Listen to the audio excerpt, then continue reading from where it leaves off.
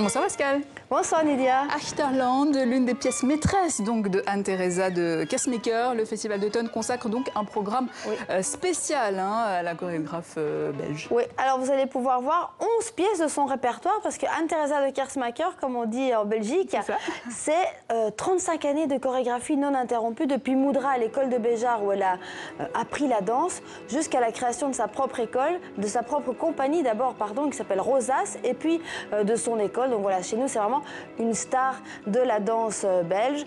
C'est 11 pièces, les détails, les lieux, les heures, les jours, tout sur le site du festival d'automne avec évidemment plein d'autres choses dont on continuera de vous parler.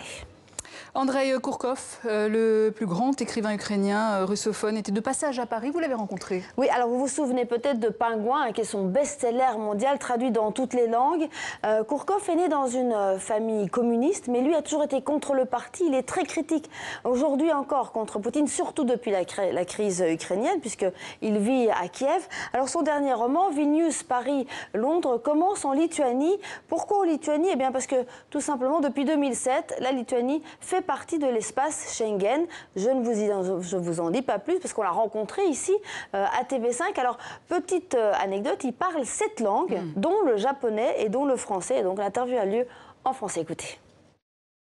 Dans son 9e roman traduit en français, Andrei Kourkov évoque les espoirs suscités par l'Europe. Le point de départ, c'est l'ouverture d'Europe aux jeunes lituaniens, aux jeunes ukrainiens, aux jeunes représentants des nations voisines. Et il faut bien comprendre si on décide d'émigrer, de déménager ou d'aller pour le travail, il faut comprendre les règles de chaque pays et les traditions. De Vilnius à Paris et Londres, 3 couples lituaniens découvrent le regard de l'autre. Les Lituaniens, très souvent, sont traités comme les représentants de l'Europe de l'Est. C'est-à-dire qu'il y a des clichés qui sont dans les têtes des Français ordinaires, qui ne savent pas beaucoup sur les pays baltiques, l'Ukraine et des autres pays. Kourkov écrit en russe, mais c'est un Ukrainien dans l'âme. Alors quand on lui parle de la guerre des tranchées dans l'est de son pays, il n'hésite pas à critiquer Poutine.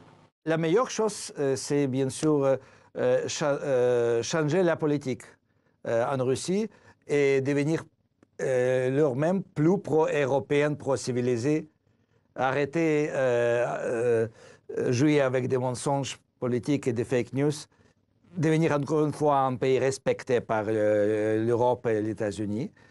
Mais je ne sais pas si ça va venir. Un jour, oui, bien sûr. Mais si ça va venir quand Poutine reste le chef du pays, je doute. Pour rappel, depuis 4 ans, l'Ukraine est coupée en 2.